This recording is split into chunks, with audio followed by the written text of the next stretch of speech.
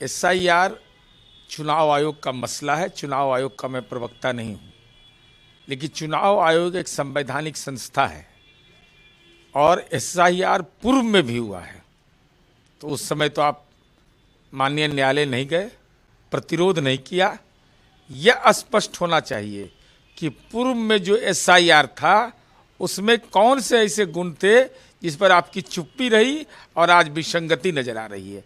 साथ ही साथ माननीय सर्वोच्च न्यायालय में ममता दीदी आपसे अनुरोध है कि आप हलफनामा देकर के अपने दल के द्वारा बनाए गए बूथ लेवल एजेंट समग्रता में आपने बनाया है कि नहीं, उसकी औपचारिक सूची देना चाहिए।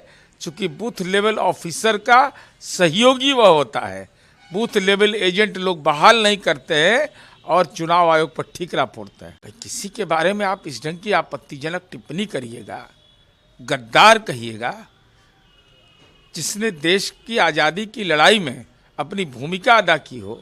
सिख रेजिमेंट हमारा है, देश आत्मगौरव करता है और आज उस समुदाय के लोग अगर आहत हो रहे हैं तो राहुल गांधी जी, चिंता तो आपको होना चाहिए, चिंतन करिए, नहीं तो जनता तो चिंतन में डाल ही देगी। देखिए, इस ढंग की भाषा इस देश के संविधान इजाज़त देता है और मुझे नहीं मालूम, लेकिन संसदीय परंपरा में यह शब्द भी असंसदीय है।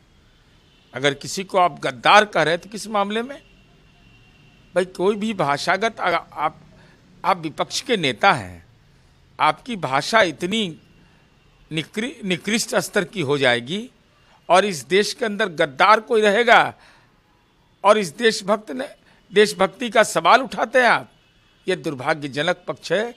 विपक्ष के नेता माननीय राहुल गांधी जी, सत्ता मिलना या न मिलना अलग विषय है, लेकिन ब्लड प्रेशर राजनीति का मत बढ़ाइए। बस सुरक्षा सलाहकार हैं डोभाल साहब, उन्होंने जो मंतव्य दिया है, हिंदुस्तान अपने पुरुषार्थ पर कायम रहता है। हम दया के पात्र नहीं हैं।